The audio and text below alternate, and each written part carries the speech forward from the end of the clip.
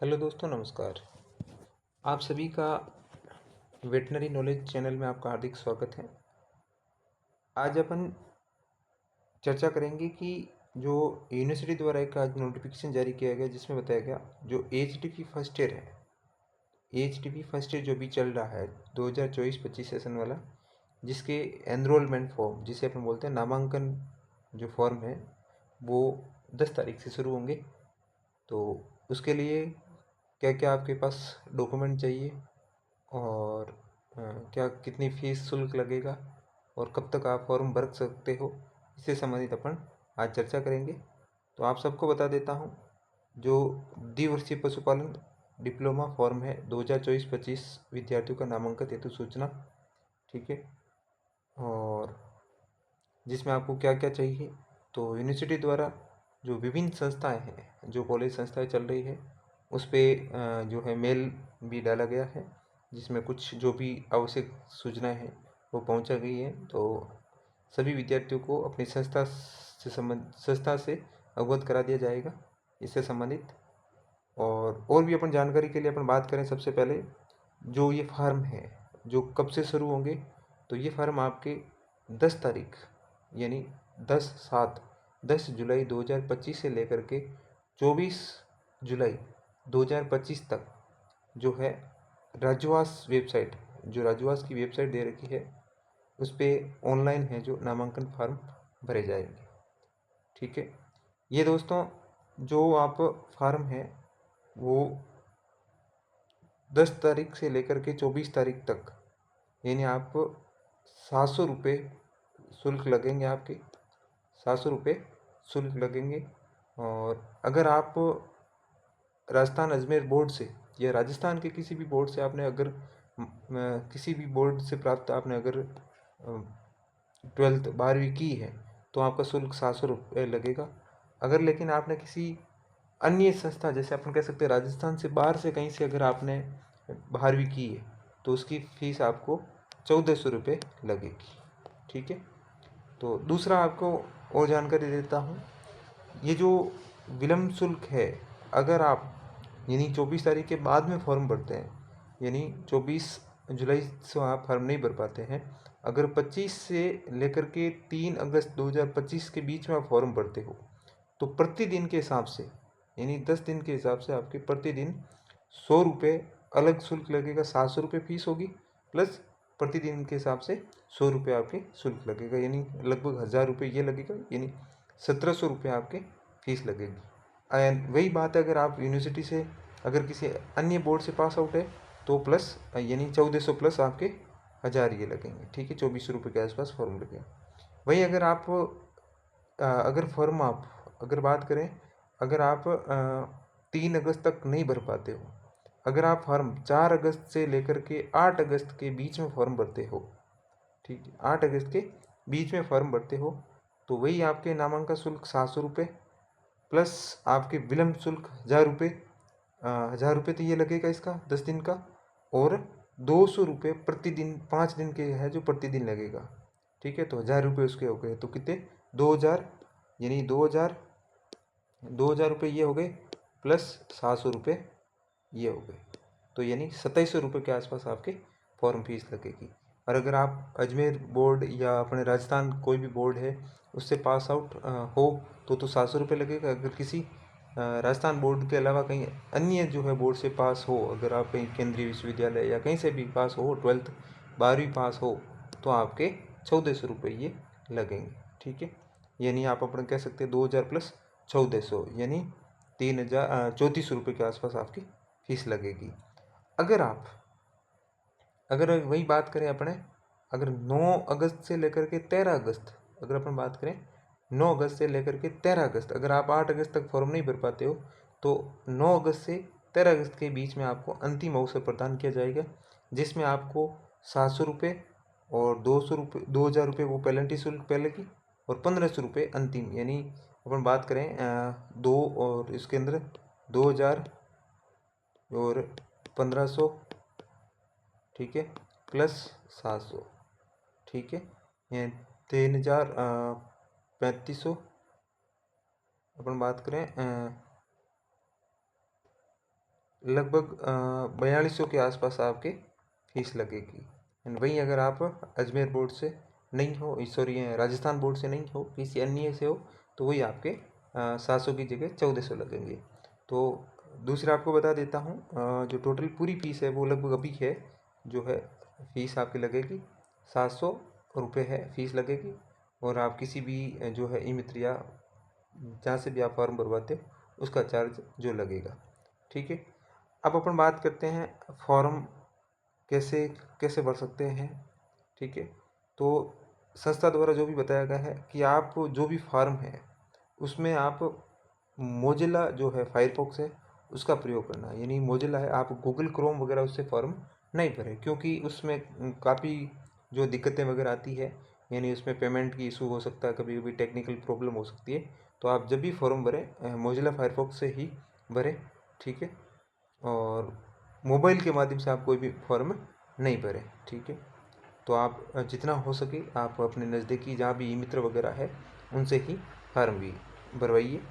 और दूसरा आपको बता देता हूँ, इसमें जो 700 रुपये डेबिट कार्ड से या क्रेडिट कार्ड नेट बैंकिंग वगैरह जो भी है उससे भरेंगे। ठीक, इसमें अपन बात करें, ठीक है, जो है अगर आप मान लो कहीं भी आप खुद अगर कोई कंप्यूटर वगैरह या आप काम करते हो, तो जब भी अब अगर मान लो फीस अगर मान लो पेमेंट कट जाता है लेकिन आपका फॉर्म फिर भी सबमिट नहीं होता है, तो इन हेल्पलाइन नंबर पे आप संपर्क कर सकते हो। ठीक है, जो राजवास के द्वारा हेल्पलाइन जारी की गई है। ठीक है, अगले अपन बात करते हैं, इसमें जो नामांकन जो एनरोलमेंट भरते समय आपको क्या क्या सावधानी रखनी है।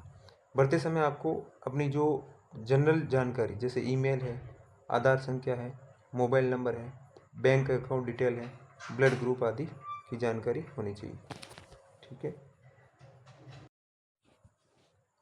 फिर आगे अपन बात करें दोस्तों, तो नामांकन पत्र पूर्ण भरने के बाद नामांकन विद्यार्थी है जो नामांकन जिसने भी अपना नामांकन किया है वो प्रिंट आउट लेकर के उसकी पूर्णता जांच करके जो है उस पर जो भी साइन वगैरह है वो करके उसको आपके संस्था में उसको जमा करवाना है। उसके पश्चात जो भी संस्था है वो उसको सत्यापित करके जो मूल दस्तावेज के साथ में जो है यूनिवर्सिटी पे जो उसको ओरिजिनल डॉक्यूमेंट के साथ भेजेगी। अब दूसरा आपको बता देते हैं, आपको जो है कौन कौन से हैं जो मूल दस्तावेज है वो तैयार करवाने हैं। अब आपको बता देता हूँ, सबसे पहले अपन बात करते हैं एक 10th की मार्कशीट। हालांकि आपने जब भी जो एडमिशन लिया है उस टाइम आपने जो है मूल दस्तावेज वगैरह वो जमा करवाए हैं। ठीक है, तो हम अपन बात करते हैं जो है 10th की मार्कशीट, फिर अपन बात करते हैं 12th की मार्कशीट।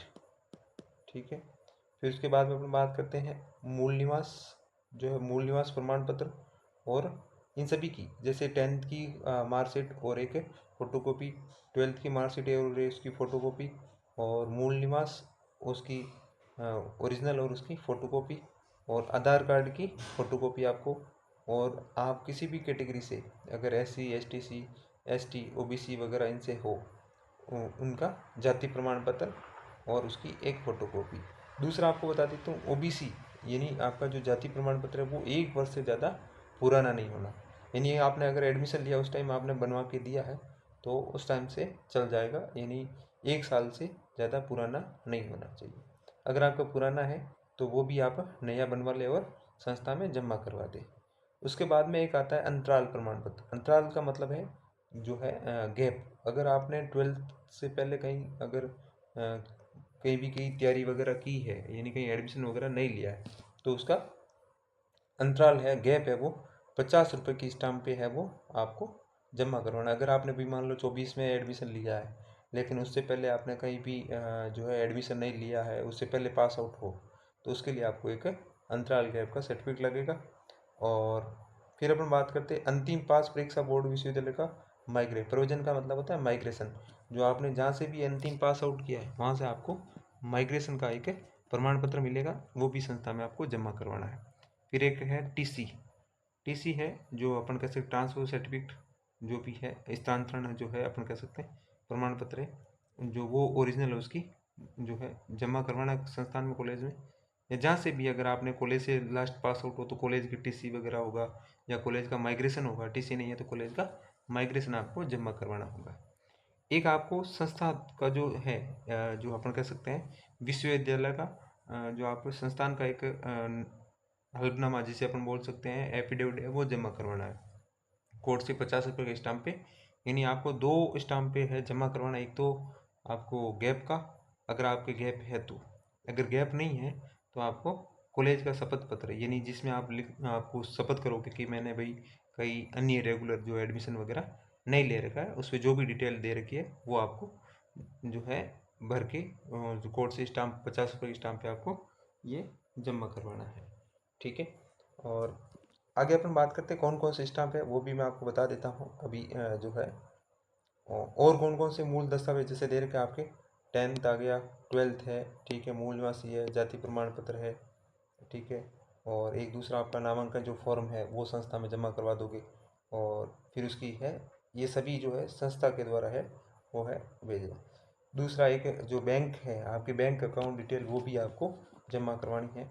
जाति प्रमाण पत्र है, आधार कार्ड है, मूल निवास है, 10वीं है, 12वीं है, माइग्रेशन है, टीसी है, अंतराल है, अन्य विश्वविद्यालय में आपने कहीं एडमिशन नहीं ले रखा उसका जो है 50 रुपये का स्टाम्प वो जमा करवाना है। ठीक है, आगे अपन बात करते हैं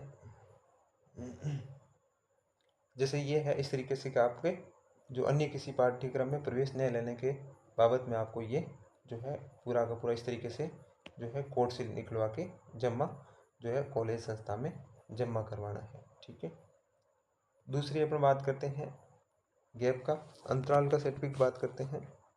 ठीक है, ये गैप का है।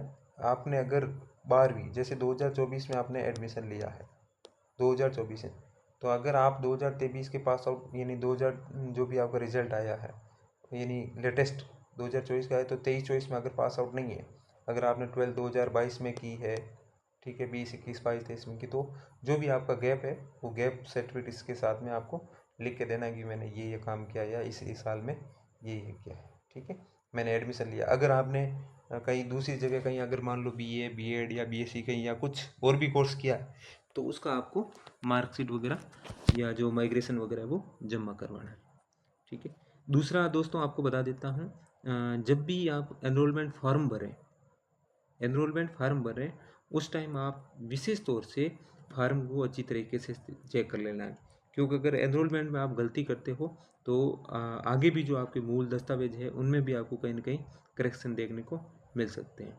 तो सभी साथी हैं जब भी फार्म भरें उसको ध्यानपूर्वक देख के भरना है, कोई भी गलती नहीं करनी है।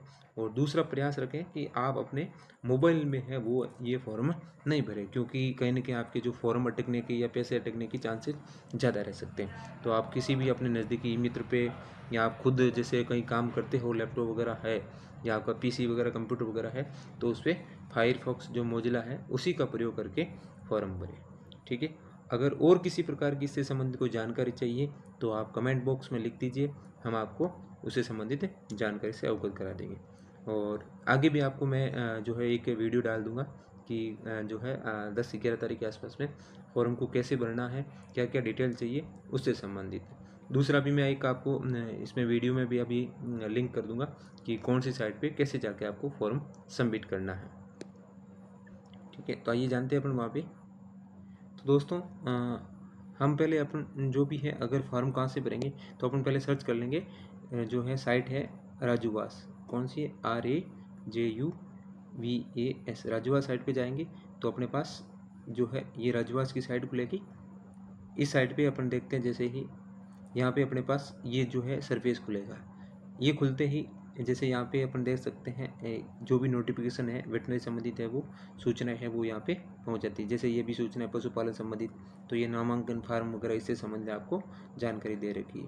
फिर अपन बात करेंगे यहाँ पे एक जो है लोगो दे रखा है, स्टूडेंट लोगो को रखा है। यहाँ पे अपन जैसे ही खोलेंगे, ठीक है, तो यहाँ खोलेंगे अपने पास ये सरफेस खुलेगा। ठीक है, जैसे ये सरफेस देखेंगे यहाँ पे आएगा click her for student login. तो जैसे ही अपना जो है आपके जहाँ भी संस्था से हैं वहाँ संस्था आपको जो एक आईडी और पासवर्ड देगी, यहाँ आप आईडी और पासवर्ड डालते ही लॉगिन होगा और आपका पूरा का पूरा वो फॉर्म है ओपन हो जाएगा। तो आगे मैं एक वीडियो और डाल दूँगा जिसमें फॉर्म कैसे भरना है, क्या करना है, क्या क्या डिटेल आपको जानकारी चाहिएगी।